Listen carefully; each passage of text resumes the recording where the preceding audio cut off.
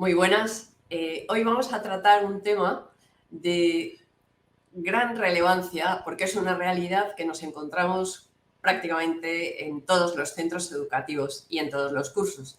Niños con altas capacidades de acoso escolar. Realidad que tenemos que resolver. Para eso contamos con dos expertos. En primer lugar, Yolanda López Iglesias es maestra, psicopedagoga y logopeda. Es doctora en educación, en nuevas tecnologías, en derecho y en comunicación.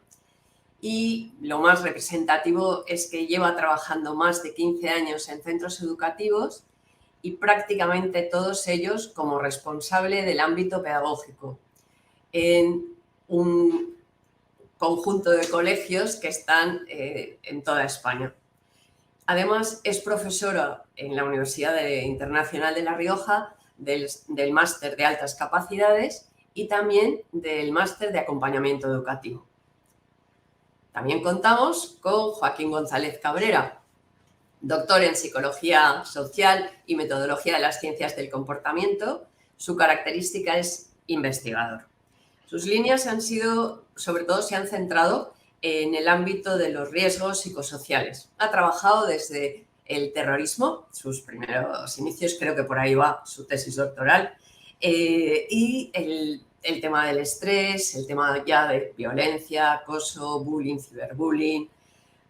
Quiero destacar que colabora en proyectos nacionales e internacionales y concretamente dos proyectos de ellos, ¿no? El bullying y ciberbullying en alumnos con altas capacidades, de la prevalencia a la intervención, que nos hablará y nos aportará los datos en la sesión, y lideró el estudio Ciberastur, que era sobre acoso, ciberacoso y el uso problemático de Internet y la calidad de vida relacionada con la salud. Ahí intervinieron alrededor de 26.000 alumnos.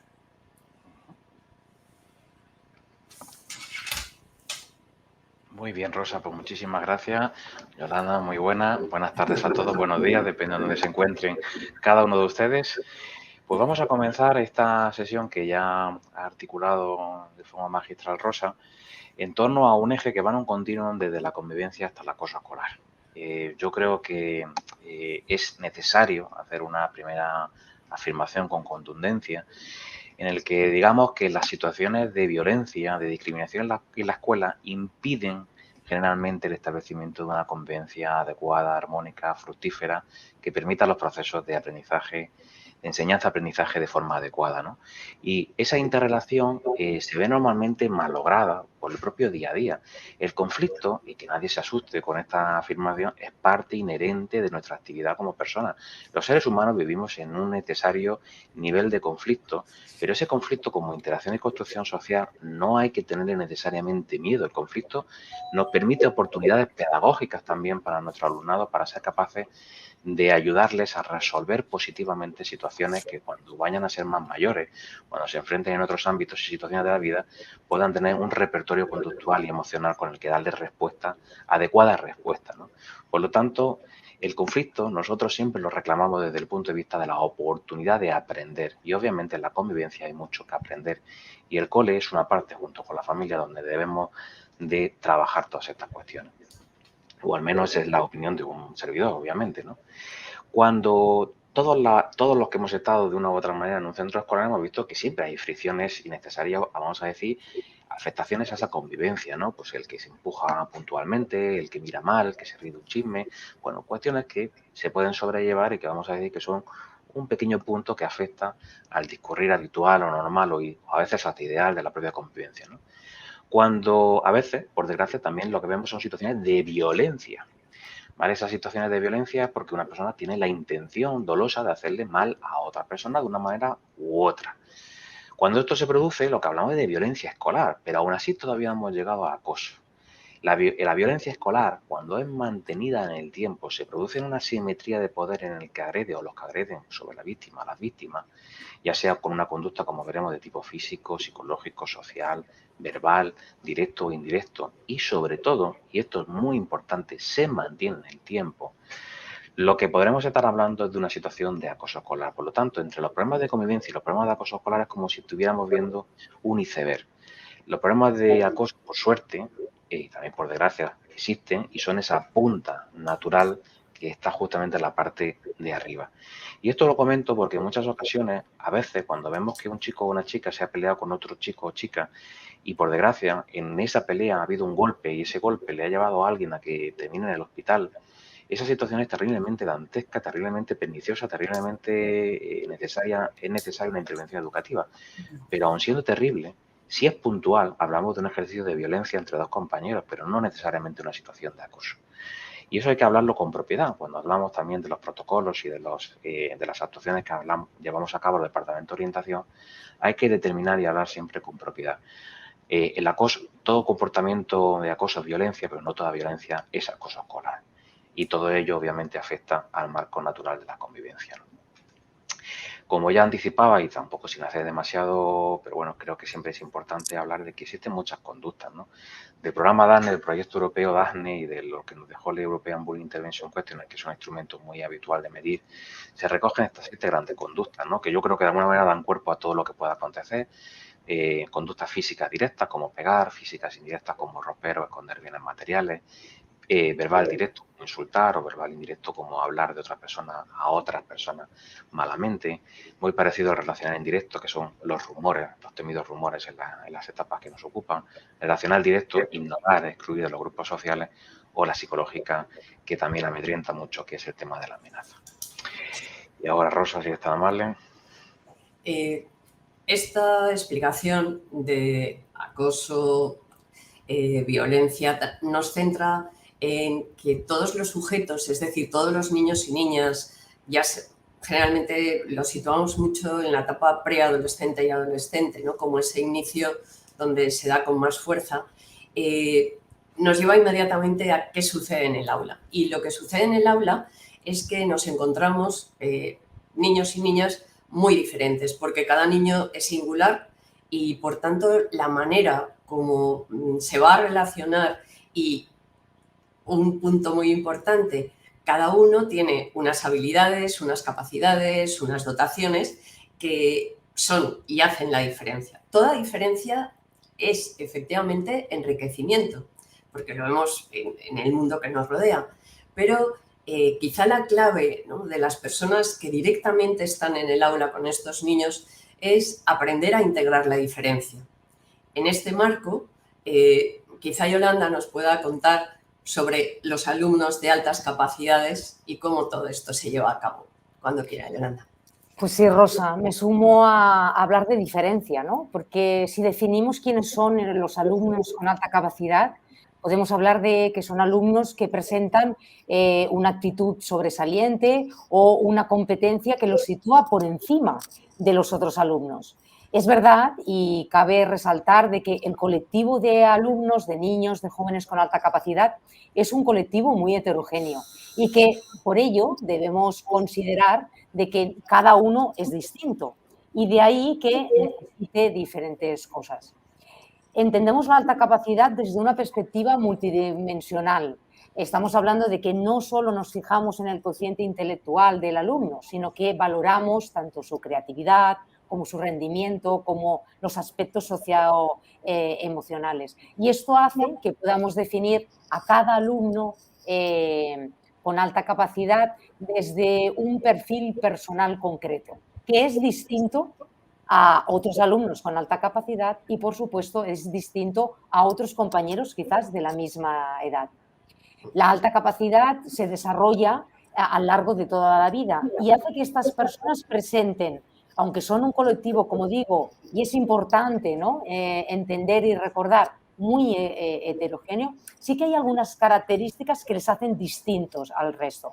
Y estas características pueden ser, ¿no?, las que puedan favorecer que sean más vulnerables pues, a un acoso o a un ciberacoso. Estamos hablando de características relacionadas con su desarrollo cognitivo. Son alumnos con una gran memoria, con una gran rapidez para aprender, con una alta capacidad de comprensión, de concentración, de atención, con una aversión, ¿no?, hacia los trabajos mecánicos y repetitivos. También son alumnos que a nivel socioemocional presentan una intensidad y una profundidad emocional, una gran capacidad de observación, un interés por las relaciones sociales y a veces por cuestiones sociales que a lo mejor no interesan a otros alumnos de su edad, y esto les hace hacer que parezcan, ¿no?, o que sean diferentes. También su gran curiosidad, ¿no?, su motivación intrínseca, su sentimiento de querer cada vez saber más, hace que todas estas diferencias, tanto cualitativas como cuantitativas, les hacen diferentes a sus compañeros de aula. Y esta diferencia, insisto, les vuelve a ser vulnerables, ¿no?, a un posible acoso. Tú misma situabas, ¿no?, la franja entre los 10, los 14 años, que pueden ser de que se presente más acoso. Pero yo siempre digo que no podemos olvidarnos de aquellos alumnos que están ya en educación infantil, en educación primaria y, por supuesto, bachillerato, y hablaríamos hasta de la universidad, ¿no? Porque estos momentos, ¿no?, de acoso, de vulnerabilidad delante de los demás se dan. Es verdad que estas características van asociadas a unas necesidades específicas, ¿no? Podríamos hablar de que son alumnos que necesitan cosas distintas en el aula. Si hablamos a nivel académico, podemos hablar de que necesitan un entorno motivante, una orientación quizás en ocasiones especial, una motivación, un enriquecimiento de todo aquello que se hace, que es distinto al grupo clase o a otros compañeros que están compartiendo con ellos, ¿no?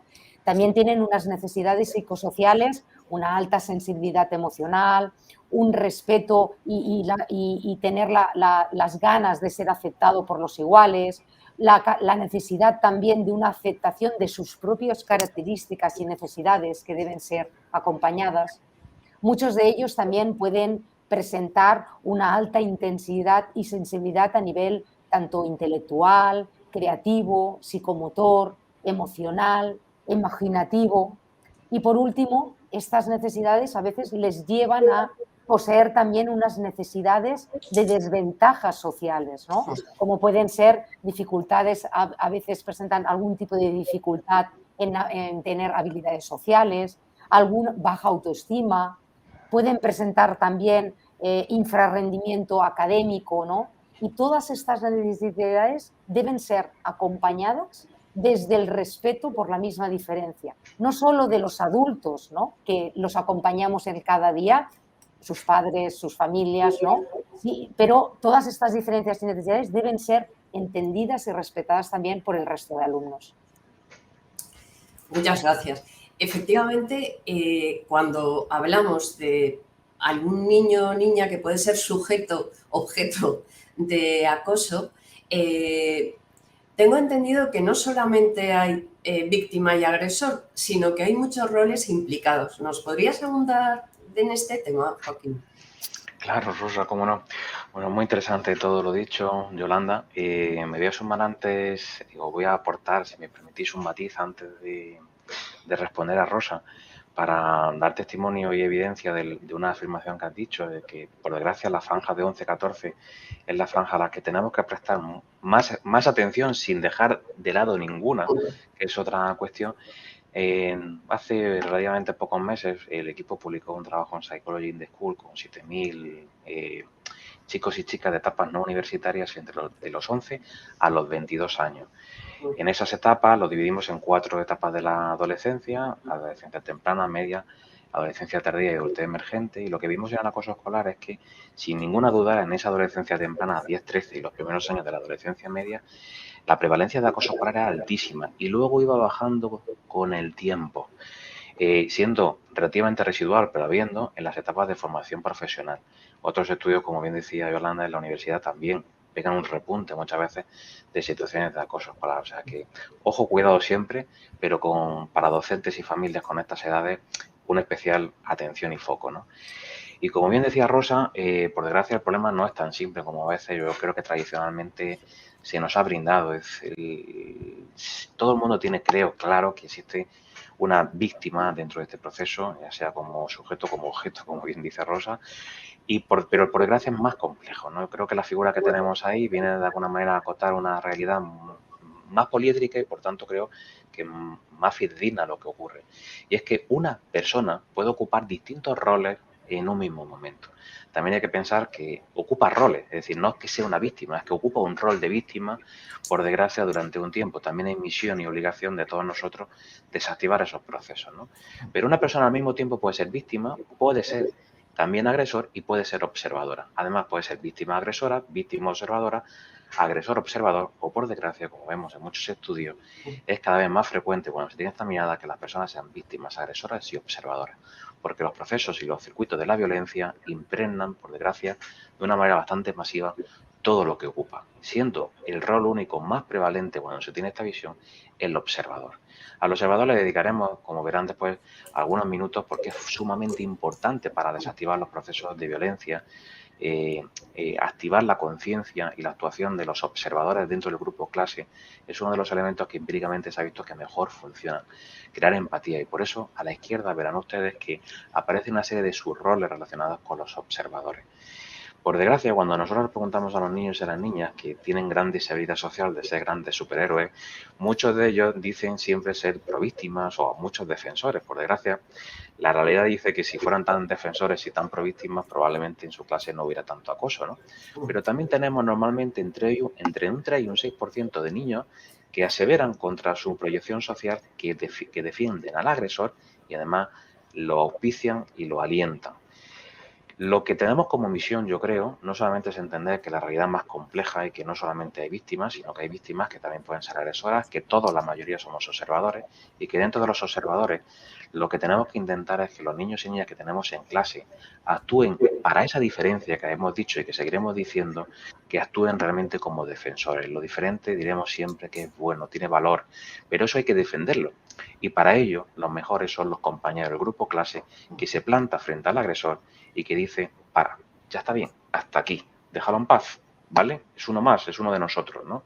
Y eso lo hace cuando nosotros movilizamos y pasamos de esas figuras no comprometidas, esas figuras, proagresoras, hacia figuras que se aproximan empáticamente hacia las víctimas.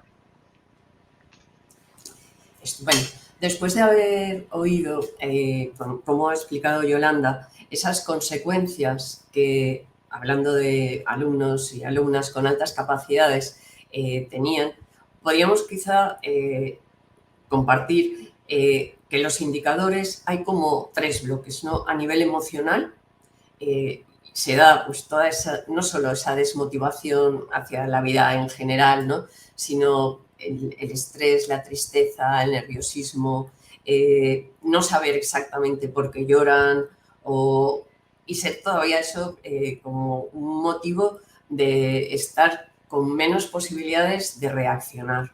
A nivel emocional, a nivel conductual, lo mismo.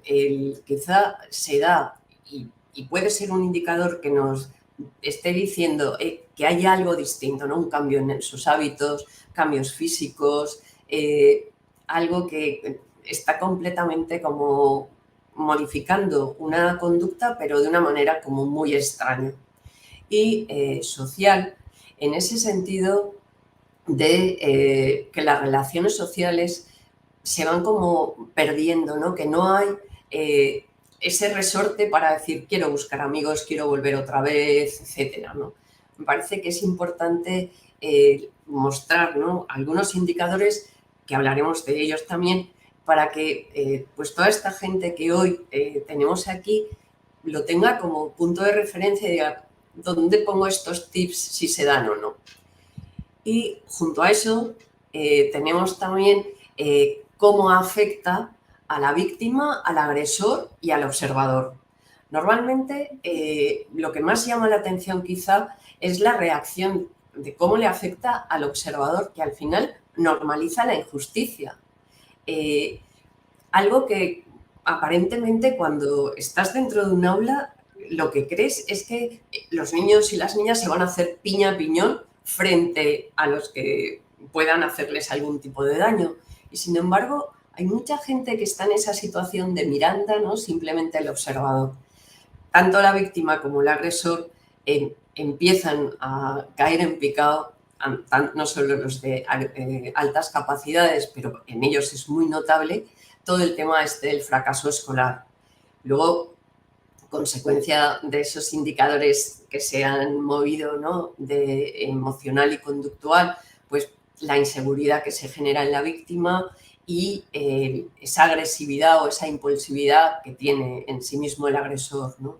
Luego, pues, la víctima cada vez se retrae más, no sabe buscar recursos, ¿no?, que le puedan ayudar y donde tener un apoyo, y en cambio el agresor lo que hace es seguir con todo ese tipo de conductas disruptivas, ¿no?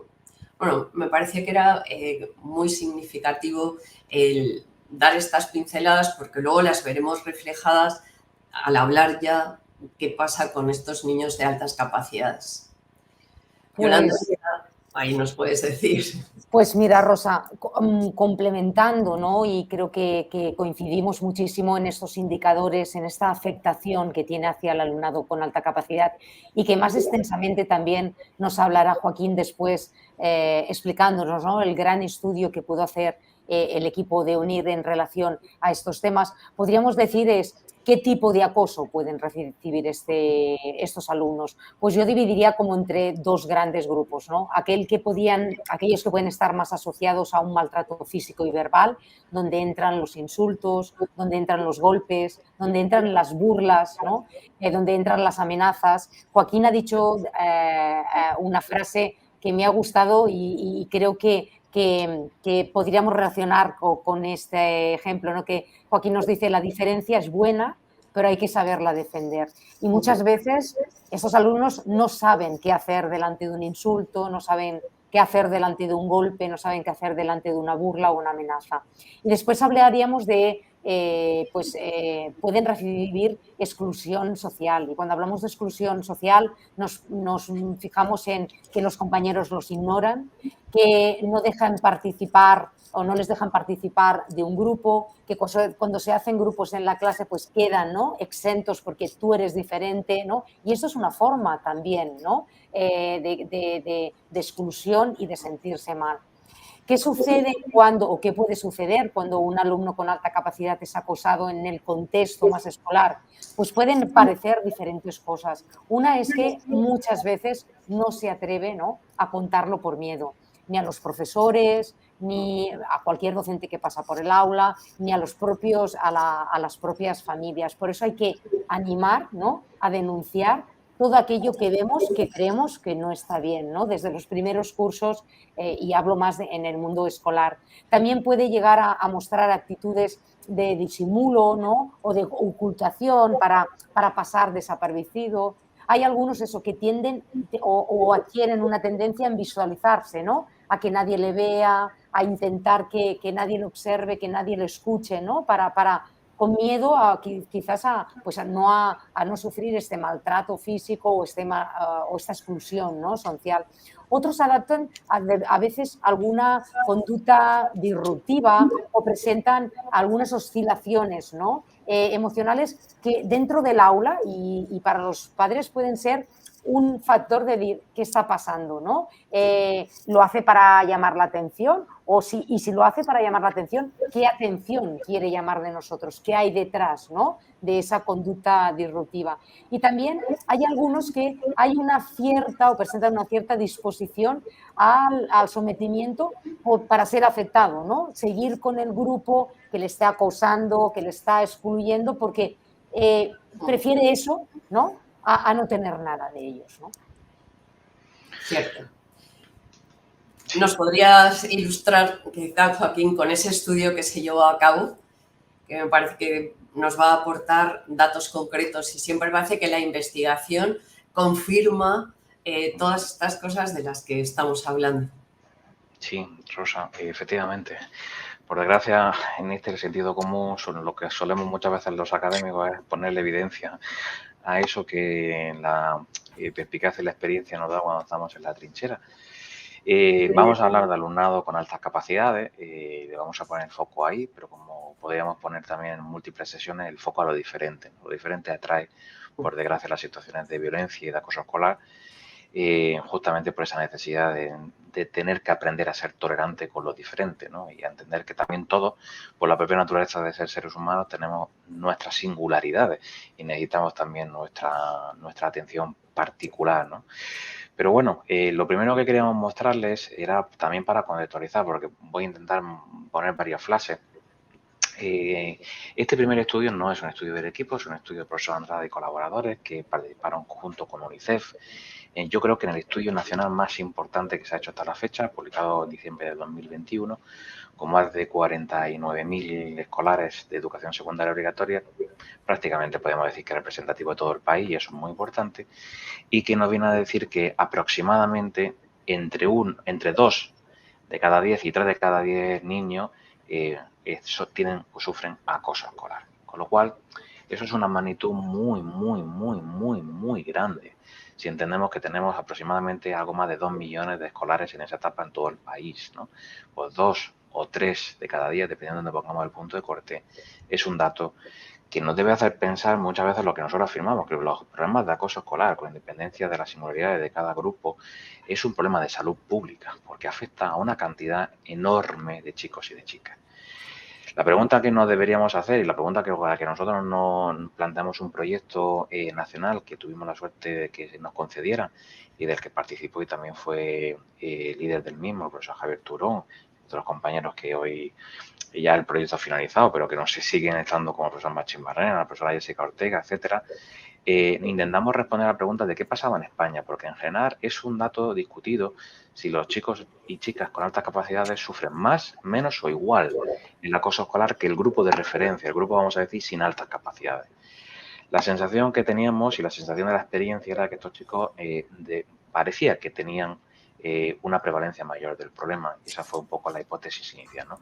En un primer estudio en el que participaron 285 niños y niñas con altas capacidades, el primer dato, al compararlo con los mismos puntos de corte e instrumentos que con otros datos, otros estudios que realizamos con población, vamos a decir, sin altas capacidades, el dato, ya que tienen en pantalla, es bastante dantesco. Es decir, víctimas puras estamos hablando de casi el 40%, que junto con las víctimas agresivas suman prácticamente un 50%. O sea, que pasamos de esa horquilla de 2 o 3 a un casi 4 o 5, vamos, 5 diría, porque las víctimas agresivas tienen un perfil peor todavía, si queremos pensar así, que las víctimas puras, ¿no? Pero no estando contentos con ese primer estudio que fue aproximativo, lo que hicimos fue aumentar mucho la muestra de niños y niñas con altas capacidades, que fue algo que conseguimos gracias a muchísimas asociaciones de alta capacidad de todo el país, a las que le agradezco su participación, porque si no hubiera sido imposible poder realizar este estudio. Conseguimos 449 adolescentes identificados con altas capacidades en 17 comunidades autónomas y, como insisto, con 30 asociaciones que participaron de forma leonina y a las que les agradezco a todas y cada una de ellas su participación. Niños de entre 9 y 15 años, y hicimos un grupo control, no equivalente, pero bueno, un grupo lo más aproximado en ciertas características, de 950 adolescentes no identificados con altas capacidades en las comunidades autónomas que teníamos mayor muestra, ¿no? ¿Y cuál fue la comparación? Aunque se la muestro en inglés porque es un extracto que quería del paper que fue publicado en la revista de Journal Early Adolescence. El dato es dantesco. Cuando tenemos las víctimas puras, lo que estamos viendo es que los gifters, los chicos con altas capacidades, tienen un 41% frente a los no gifters, los no con altas capacidades, un 21%. Es decir, el dato de sin altas capacidades es bastante convergente, porque el punto de corte es el mismo que el estudio de Andrade con UNICEF, que acabamos de decir, 2 de cada 10. Pero es que llega a ser el doble, 4 de cada 10, cuando estamos hablando de niños con altas capacidades. Si tenemos en cuenta también que estos chicos pueden ser perfectamente, como hemos visto antes, víctimas y agresoras, lo cual tienen siempre condición de víctima, estamos hablando de virtualmente ese 5 de cada 10, con lo cual tener altas capacidades implica tener, como veremos, un gran riesgo de ser victimizado en materia de acoso escolar. Y esta fue una de las más tristes conclusiones, ¿no? Que ser víctima, sobre todo víctima pura, teniendo altas capacidades, es casi 2,5 veces más probable que serlo sin altas capacidades, lo cual es un dato dantesco, ¿no? Igualmente pasaba con ser víctima agresiva. Igualmente, el estudio también venía a confirmar que la victimización es mala para cualquier perfil, tengas o no tengas altas capacidades. Por tanto, ser víctima te hacía tener mayor depresión, estrés, ansiedad, peor calidad de vida, con independencia de que tuvieras o no altas capacidades, porque ser víctima con independencia de cualquier otra condición, ¿no? Posiblemente los factores diferenciales aumentan la probabilidad de serlo, ¿no? Pero una vez que lo eres, las víctimas de alguna manera tenemos que tratarlas a todos con el mismo amor y con el mismo cariño, por la naturaleza que tienen en común, ¿no? Y aquí, Yolanda, puedes seguir tú con tu expertise. Y justamente una de las personas que están presentes en Maraba, que tiene un hijo de altas capacidades ha tenido un problema en el cole. Quizá luego nos lo pueda... Pero al hilo de esos problemas que se dan, quizá, Yolanda, esa prevención e intervención psicoeducativa, ¿no? Con esa experiencia de centro que tienes. Pues mira, yo diría que como después de los datos que hemos escuchado de Joaquín, hay que hacer algo, ¿no? Hay que hacer algo ya. Nos comenta, creo que una mamá, pues su experiencia hoy mismo en el colegio. Esto sucede, por supuesto, no solo sucede con los alumnos con alta capacidad. Por eso hay que acompañar al alumnado a que si vemos algo que nos puede parecer, ¿no?, que es una agresión hacia el otro, comentarlo, denunciarlo, analizarlo entre todos, ¿no?, y buscar una solución. Yo creo que en relación a la prevención y a la intervención educativa, primero me voy a situar, si me lo permitéis, en este alumno, ¿no?, con alta capacidad, o podríamos decir, como hablamos de los alumnos con alta capacidad, que tenemos que trabajar para que pueda encontrar este bienestar físico, mental, social y emocional que tanto necesita, ¿no?, como los otros alumnos, pero por supuesto también con los alumnos con alta capacidad, ¿no? Necesitan pues un entorno de apoyo que comprenda cómo son. Hemos dicho que hay unas características especiales que le hacen distinto y que necesitan en cada momento, ¿no? Hay que intentar dar importancia a indicadores como si se presenta, ¿no?, antes lo nombrabais, si el niño empieza a estar más triste de lo habitual, si hay cambios de ánimo, especialmente en casa, si hay una pérdida de apetito o hay problemas de dormir, ¿no?, que se despierta mucho durante la noche, que tiene pesadillas o que pueda presentar irritabilidad, especialmente en el ámbito, ¿no?, familiar, o que aparezca, ¿no?, después del colegio con algunas lesiones que los padres puedan presentar, ahí puedan preguntar qué ha pasado y que las explicaciones que esté dando con argumentos pocos claros. Estos pueden ser indicadores de que algo puede estar pasando.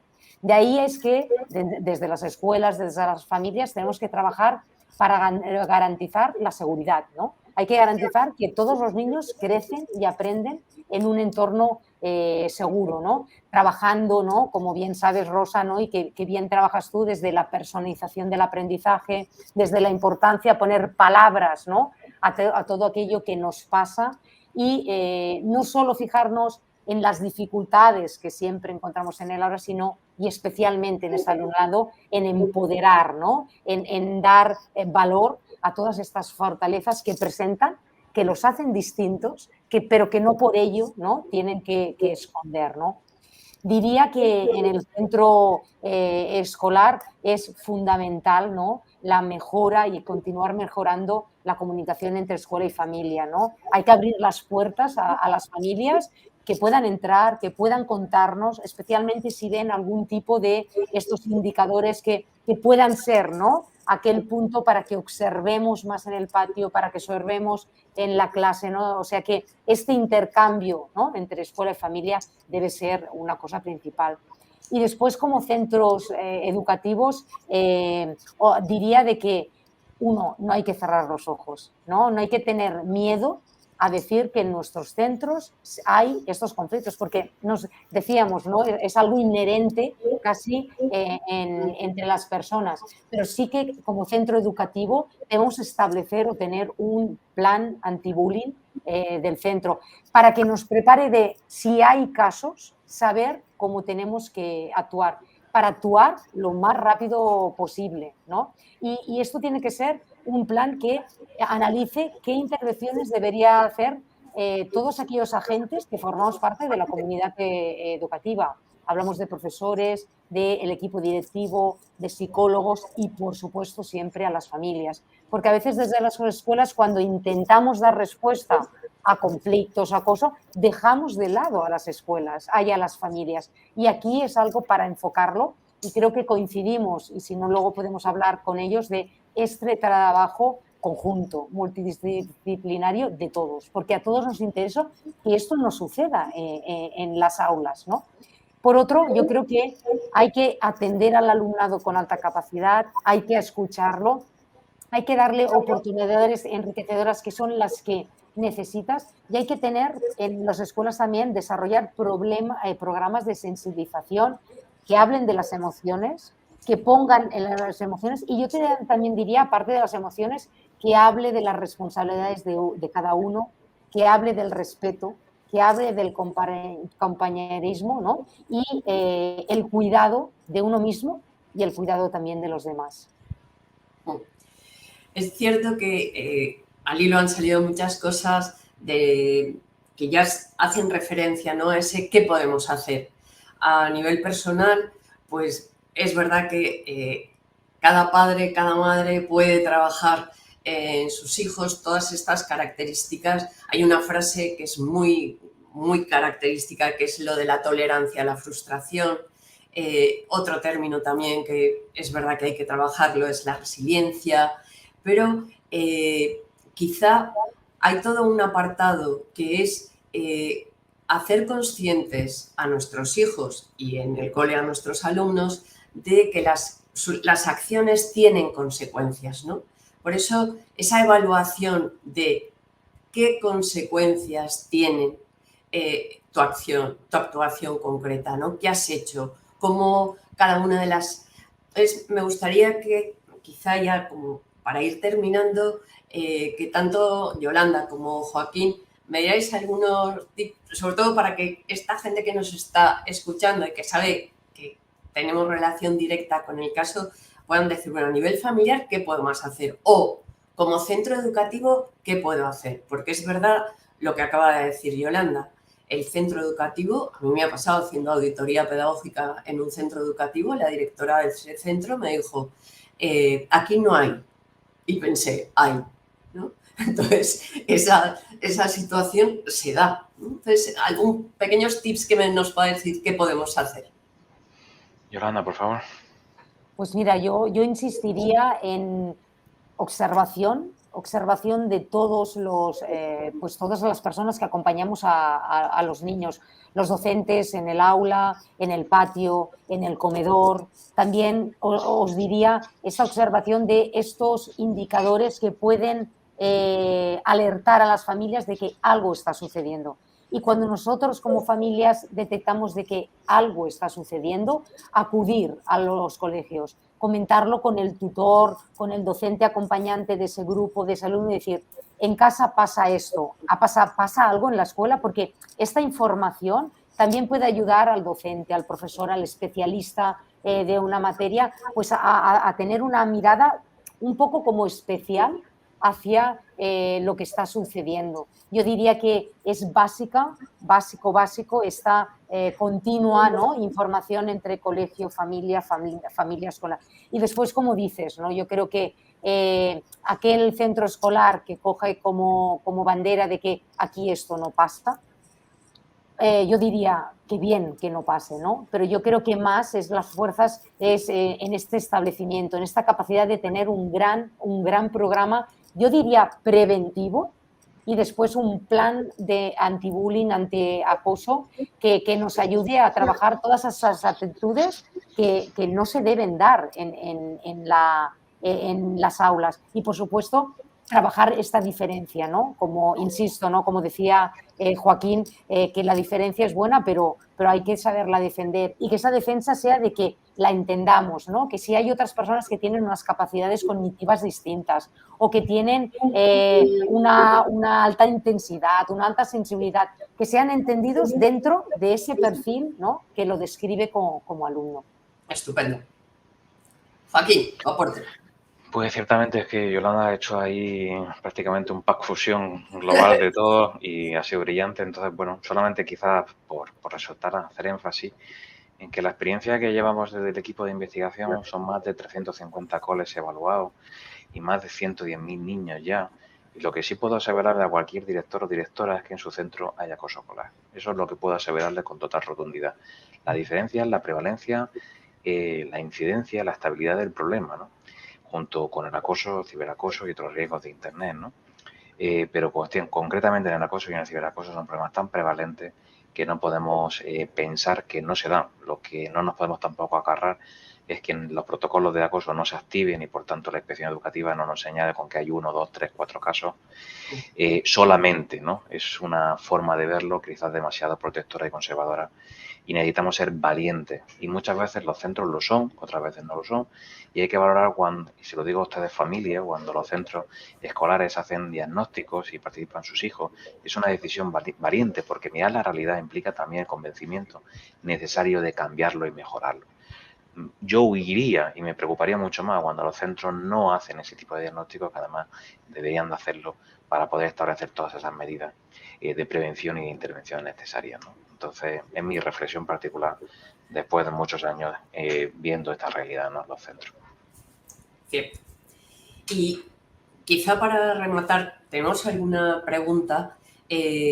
Bueno, hay un niño que ha sufrido acoso, un niño de 8 años, que le subieron, esto en Francia se hace muchas veces, ¿no? El acelere que te sube. Y el curso que lo recibió le machacó vivo. Le han cambiado del cole. Entonces, algo que ya ha salido, ¿no? Que el acoso no solo se da por los compañeros de clase, sino por los mismos maestros.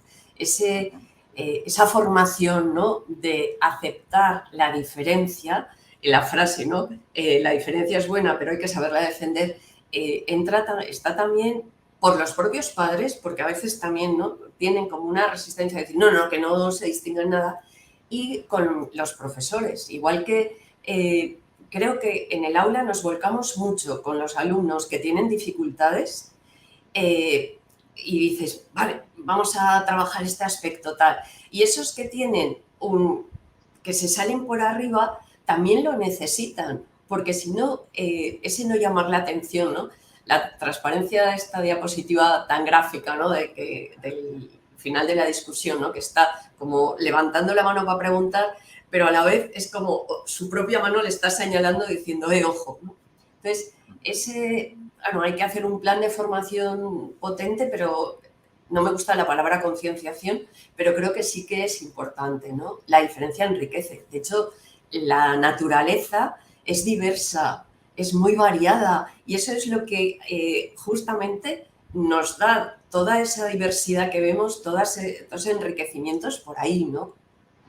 Y si me permites el dato, va apoyando lo que comentaba la compañera y que acabas de apostillar tú, Rosa, hay que manifestar que los docentes necesitamos seguir aprendiendo, no solamente sobre lo que Yolanda es experta, sobre el tema de altas capacidades, que yo no soy un experto, ni mucho menos, pero sí sobre la singularidad del acoso y cómo intentar prevenir estas cuestiones con lo diferente, porque en el estudio uno de los datos que no hemos comentado, los muchos que había, era que el 25% de los niños con altas capacidades decían que gran parte de sus problemas venían justamente por el trato del profesor. Con esa forma de manifestar, a veces de forma positiva, ¿no?, cuando lo mandamos a la pizarra diciendo, sal Juan, que tú sí que sabes hacerlo, ¿no? Cuando lo ponemos también como al final para sus iguales, lo señalamos de una u otra manera, el 25% decían que los problemas de acoso escolar venían fundamentalmente producidos por el trato del docente, ¿no? O sea que es algo sobre lo que tenemos que hacer hincapié. Sí. Yo me sumo a vosotros en el hecho de que es verdad de que en relación a la alta capacidad, ¿no?, yo creo que hemos evolucionado muchísimo en la atención educativa de otras necesidades en el aula, Sí. Niños con TDA, niños con otras necesidades, pero es verdad de que falta aún muchísima formación en la identificación del alumnado con alta capacidad. Pasan por nuestras aulas muchísimos alumnos, ¿no?, que no son identificados, muchísimos. Después diría una falta, y también decirlo, ¿no?, esta necesidad de formación específica, ¿no?, de profesores, orientadores, ¿no?, sobre qué es la alta capacidad. Hay padres que se acercan a nuestros colegios y dicen, mira, creo que tiene alta capacidad, pero ¿lo tengo que decir?, ¿no? Y yo creo que la alta capacidad, lo que le falta es entender qué es la alta capacidad, y hemos dicho que es situar una persona por encima de la media porque tiene unas características y unas necesidades que, como cualquier alumno, hay que intentar darle respuesta, ¿no? Rosa, tú comentabas un caso de aceleración. Es verdad que cada vez, ¿no?, en nuestro país, en España y, por supuesto, también en Latinoamérica se está dando, en otros, pero en la aceleración hay que saberla acompañar. Y muchos profesores ni saben cómo acompañarla, ni saben cómo enfocar en el grupo, ¿no?, de que hay una niña acelerada, y por eso de ahí la necesidad de que a veces no se atiende a la alta capacidad porque no se identifica y porque no se sabe qué hacer con ella. Y entonces de aquí, pues animar, ¿no?, a todos aquellos docentes que es verdad de que esta diversidad, ¿no?, encontramos una gran diversidad y cada vez más en el aula, pero tenemos que entender que los alumnos de la alta capacidad no pueden quedarse por más tiempo en la cola de todo, ¿no? Claro. Esto es como ir en un tren y siempre ellos, ¿por qué? Porque hay algunos que piensan de que, bueno, como aprenden solos o como van, ¿no? Sí, Por definirlo de una forma muy sencilla, porque yo también creo que ningún educador, ningún profesor no quiere atender bien a su alumno, pero que a veces pues el no conocimiento, el no identificar las necesidades y el no saber de respuesta a estas necesidades claro. hace que la alta capacidad en el aula pues quede, ¿no?, en el fondo de todas las necesidades. Sí. De ahí yo que animar al profesorado, a los orientadores, uno, a formarse en alta capacidad, como muchísimas otras cosas que debemos formarnos, y también en saber, yo siempre hablo de este acompañamiento educativo, ¿no? Es lo más importante. Este acompañamiento que hace que entendemos y valoramos a cada alumno como lo que es, único e irrepetible, con unas características personales, sociales, familiares que debemos conocer para saber acompañarlas. Así es. Estamos ya en tiempo. Solamente había una pregunta que es sobre el acceso al móvil, tal. Como creo que todo esto que hemos hablado da para tener más adelante una buena sesión, una open class sobre lo que es el ciberbullying, y ahí sí que entraría, ¿no?, todos estos, las redes sociales, pues los Chromebook, el móvil y demás. Si os parece, quizá lo podríamos dejar, ¿no?, para... Pero si me permite, Rosa, 3 segundos, sí que contesto muy rápidamente a algunas de las que yo he visto, pero bueno, voy a ser flash. Cuando nos hablan del programa Kiva, yo animaría a que se quede la persona o las personas que hayan podido pensar eso con que su centro tenga un programa de prevención con evidencias empíricas contrastadas. El programa Kiva es fantástico, es uno de los mejores, pero vale una pasta, con lo cual no todos los centros lo pueden costear porque realmente es un programa caro. Si se pudiera, es una gran recomendación, pero existen otros programas sobre prevención de acoso y ciberacoso gratuitos o de bajo coste. Lo importante es tener acciones preventivas a edades cada vez más tempranas. Y había otra pregunta que hacía notar que si incrementaba el riesgo de sufrir bullying por hecho de tener identificada alta capacidad. La respuesta es, como hemos visto, por supuesto que sí. En general, la diferencia no integrada dentro de clase aumenta la probabilidad de que ese chico o chica sufra acoso escolar. Por eso es tan importante tener que el grupo de clase sea un endogrupo unido, fuerte, y buscar los aspectos que nos igualan y hacer que los aspectos que nos diferencian den color y sea bien entendido y no sean elementos de polarización de los grupos, que tengamos 2 clases dentro de una, ¿no? Pero bueno, esto va con altas capacidades, va con colectivo LGTBI, va con niños con TDAH, va con cualquier elemento que marque o que tenga una marcada diferencia, ¿no? Era por apostillar esas 2 preguntas. Creo que hay alguna más, pero... La diferencia enriquece claramente, es verdad. Muy bien. Muchas Bueno, gracias. millones de gracias, Joaquín. Muchísimas gracias, Yolanda.